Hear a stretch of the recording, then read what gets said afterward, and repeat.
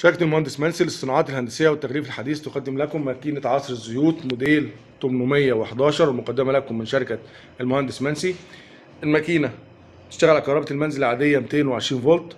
الماكينة تستخدم معانا في عصر واستخلاص الزيوت من الحبوب والبذور المختلفة.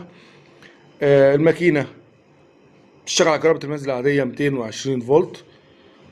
الماكينة بتستخدم في أنواع كتيرة جدا من البذور والحبوب، زي معانا النهاردة بذور الخردل، هنستخرج منها إن شاء الله زيت الخردل.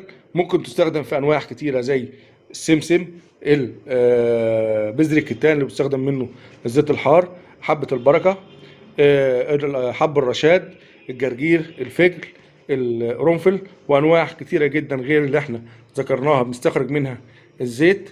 هي ماكينة عملية تصلح كمشروع تجاري، سواء في كمشروع في المنزل أو في محل تجاري مع إمكانيات قليلة. الماكينة جسمها الخارجي مصنع من ستانلس ستيل عالي الجودة، وكذلك الأجزاء الداخلية اللي بتتعامل معانا مع المنتج.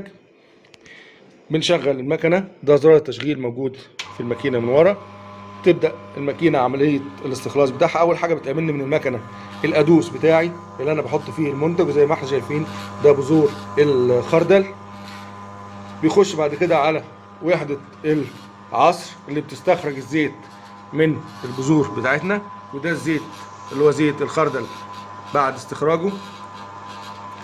وبتخرج من الناحية التانية التفل اللي هو بيستخدم لقيمته الغذائية العالية في ككزب أو كأعلاف مختلفة، وممكن يستخدم كأسمدة في بعض الزراعات النباتية.